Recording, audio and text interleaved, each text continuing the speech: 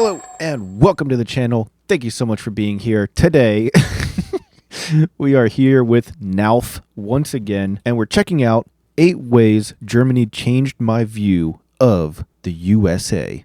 Oh baby. As an American who lived in both Germany and the United States, obviously, I also have been changed by living in Germany. So I'm curious how Nauf has changed and how it compares to me. So we're going to compare notes today. Link to the original video down in the description as always, but enough yapping. Let's hop straight into it. Los geht's. Also, side note, this picture kills me every time. Anyways. Living in Germany for 8 years has made me realize some things about my home country, the USA. Some positive and some not so positive. Sometimes, maybe, one of these days, the different way that we are exposed to, we Americans have the highest sensitivity for what we consider the concept of tolerance for this one I feel very strongly about. So many cliffhangers. In this video, cliffhangers. I'm going to talk about 8 things that living in Germany has taught me about the USA. This one hit me pretty hard when I was home the last time in the summer, and I was driving down the highway, our Autobahn, realizing how many billboards there are, advertisement billboards. That's a good one. And then I come back to Germany, I get it on the Autobahn, the German Autobahn, and I'm driving long distance, and there's no billboards. Wow, look at this. There really isn't any billboards as far as the eye can see. Holy crap. This is a good one. This is true. If you drive down most highways in America, there's going to be billboards all over the place, advertisements all over the place. It's really crazy, actually. Realizing we in America are so bombarded with marketing and advertising 24/7. You know, think about Times Square. They're trying to have that on us as much as possible, whereas here in Germany, advertising and marketing seems to be much more subtle, much less in your face. And in the States, we allow ourselves to just have it in the face, plastered everywhere. Sometimes it's kind of cool. It's cool, like I said, in Times Square. It's a tourist attraction. It also can be a little entertaining on long drives. Instead of just the mundane, repetitive nature of the road, you'll see interesting billboards here and then. But it does make things look a little messy, I would say. Yeah, this is a good example here. Hold on, let me put this away. Look at this. This is a good example. This is a not so uncommon scene in America where it's just billboard after billboard after billboard after billboard after billboard after billboard after billboard after billboard. Yeah, you get the idea. I do like kind of the cleanliness of driving on the Autobahn, the lack of cluttered advertising everywhere, but this just made me realize how bombarded we Americans are by advertising.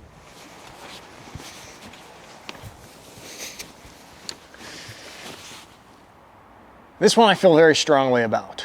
What is it? Optimism. Okay. Tell me more. Here, Germany is not necessarily known as the most optimistic country. I won't say that that Germany is pessimistic or cynical, but it's a little bit more maybe realistic. Living in a culture that's a bit more realistic helps me to appreciate the optimism of the United States. I think the attitude in the U.S. for many things is, well, why not? Why can't I? Why can't we do this or accomplish it? 3, 2, okay. 1. Whereas here in Germany, the attitude oftentimes is more like, well, you want to try this thing? Well, here's what's going to hold you back. Yeah, but you have to do this. Yeah, you got to take care of this. Well, yeah, but this has to happen. And I think it's just a completely different attitude when it comes to starting something or achieving something. And that optimism, American optimism, I really, really love and appreciate. And living here in Germany has made me appreciate that even more. And I try to keep that American optimism with me as much as I can. Okay, I think that's a pretty good one. I think, how long ago was this video made? 1 year ago. Yeah, I think recently, in the past, let's say, I don't know, few months, I think the American optimism across the board has gone way down. I think that it's gone very far down very quickly, and people are starting to not really feel so great about the future. But I think that is slightly different than what he is saying. He, I think, is talking about starting a new business or trying some new invention or something, like trying something new, basically, or starting something new. But if we're talking about optimism for the future in general, I think that America has plummeted, and most Americans are not so optimistic about the future anymore. I've realized that Americans look at fitness and how they go about exercising quite a bit different than people do here in Germany. In the States, it feels like, okay, I've got a gym membership where I'm going to go on a run here. This is my 1 hour where I am going to dedicate to fitness and exercise and working out, and it's kind of isolated from the rest of my life. Whereas here in Germany, it's a lot more common for people to not necessarily isolate their exercise or workouts and go to the gym, but to simply live an active, healthy lifestyle. Yeah, I think he said this in one of his other videos that I watched, but basically in America, it's a lot more common to structure your day. It's like, okay, I wake up, I go to the gym for an hour or 2 hours or whatever, and then I go to work, and then I go home and do whatever after work, and then I go to bed. And it's like structured in. It's like I have my fitness time, I have my work time, I have my family time, free time, and then I have my sleeping time. And then in Germany, it's just a lot more common to just get out and be kind of active, not really necessarily going to the gym or training for anything specifically like you would see in America, but just kind of being active, like just going for a bike ride after work just because. No plans or no nothing, just kind of going around town or walking around, going for a hike, stuff like that.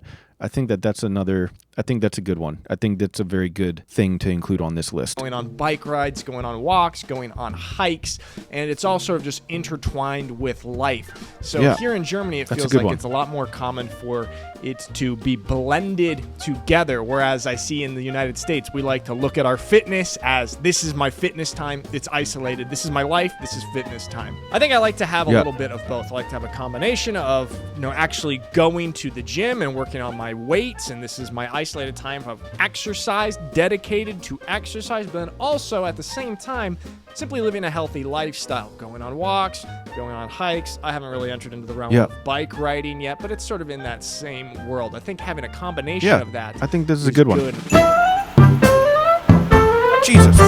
Jesus.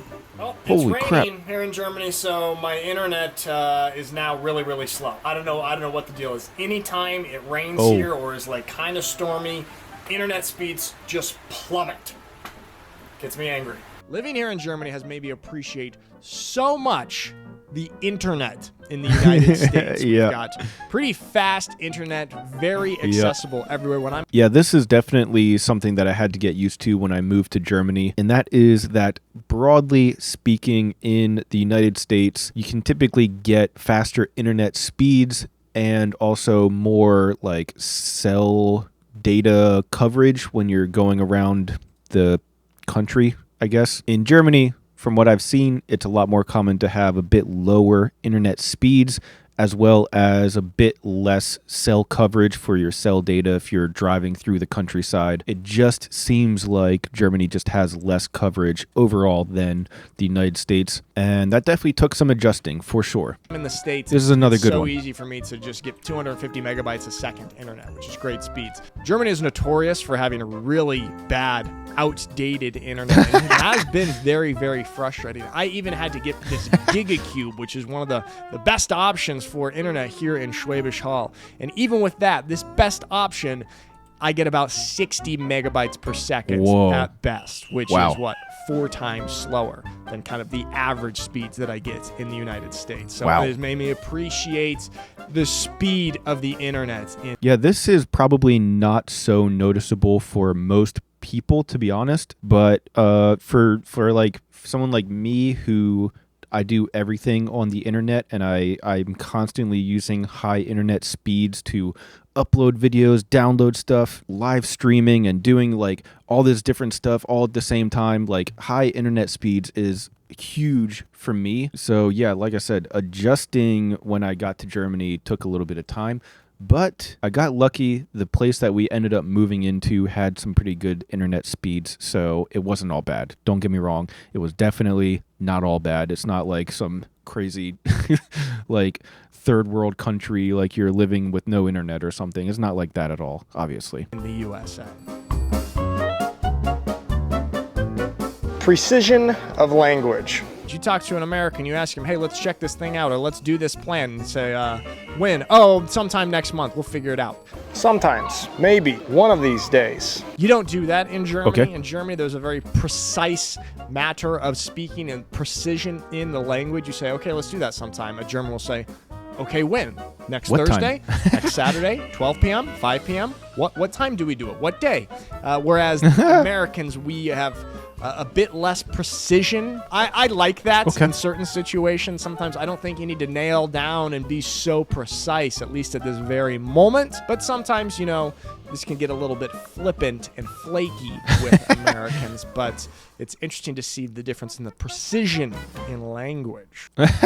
Okay, I haven't noticed that, to be honest, but that's funny. I like that. I've realized the way that we kind of look at and celebrate our holidays in the States, especially Christmas, is a lot different than it is here in Germany. Looking specifically at Christmas, it's so clear that we really commercialize Christmas. Like, you know, starting here out in about a couple of weeks, we're going to see a ton of Christmas commercials. Mariah Carey's All I Want for Christmas Is You is going to get back on the radio. She's going to make her annual $1 million or whatever she makes from that. And we're going to be bombarded with Christmas deals and all sorts of stuff. It's just very, very commercialized, whereas here in Germany, specifically looking at Christmas, it feels like such a more slowed down time. You've got your Christmas markets, and of course there's commercial aspects to it and things like that, but it really feels more like a slow down and celebrate the time with the people. Yeah, this almost seems like maybe it goes back to all of the advertising that goes on in America compared to Germany. Yeah, we really get bombarded with advertisements absolutely everywhere in America, for sure. And to be honest, yes, like Christmas is a big time of year for companies to make money, so they advertise like crazy.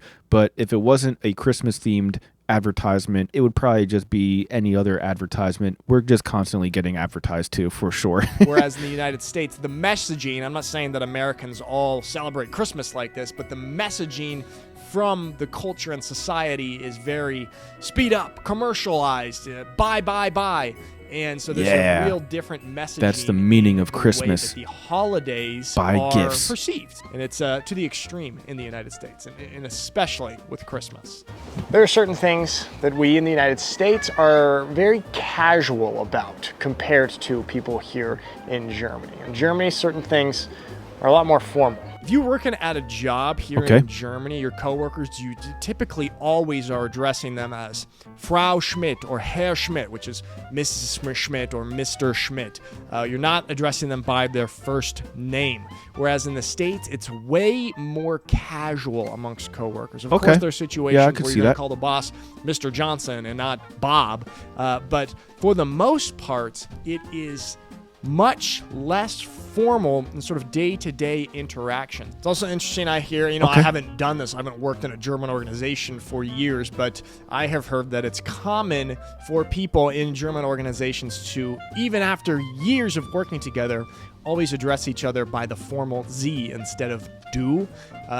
For the Americans watching and English speakers watching, there's two ways to say you in German. Sie is the formal way, du is the informal way. And I also think that aspect of the language increases the formality in communication. So after seeing that, I have realized that we in the United States are much more casual in sort of our communication, and we don't have such a strong formality in certain situations. I think that's the a American fair thing to say. For risk. And we Americans are just way more comfortable with taking risks. Oh, yeah. Well, you could see this in Americans' debt acquisition.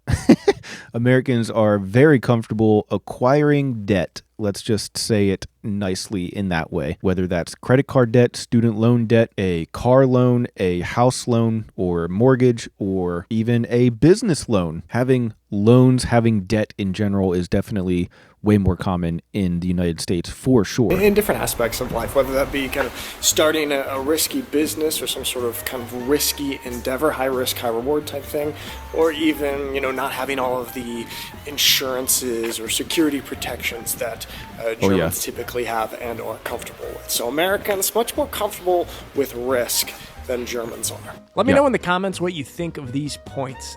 Wow, that was a really good list, actually. I think that I agree with all of them, especially the last one, like the risk tolerance. I think that Americans are used to risk a lot more just because that is kind of how our system and our culture is set up. I think that most Americans wouldn't even really notice the risks that they're taking because they don't even know the other options.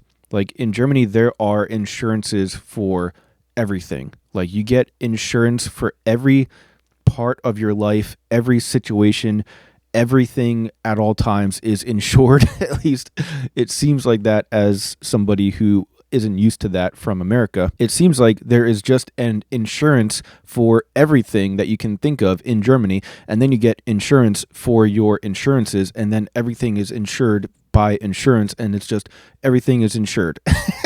And so that's great because then it's like you have like a nice, in the back of your mind, a little peace of mind for security. But in America, most of those options aren't even a thing. Like the American mind can't even comprehend what it means to not risk something, I don't know if that makes any sense, how I said that. But yeah, I think that that's a really good point. Americans are more likely to take risks, but I don't think that it's necessarily always by choice. I think that a lot of the times it could just be they don't know any better. They don't know any other options. They don't even know that a different way of thinking exists. That's just normal life. Anyways, I don't know if that makes any sense, but I'm curious what you guys have to say about this list, so let me know your thoughts. Leave your mustard down in the comment section below. Consider subscribing, leaving a like, all that good stuff for the algorithm. It helps out a lot, so it'd be greatly appreciated. That being said, though, that's all the time that I have for today, so thank you guys so much for being here, and as always, I'll see you guys next time. Peace.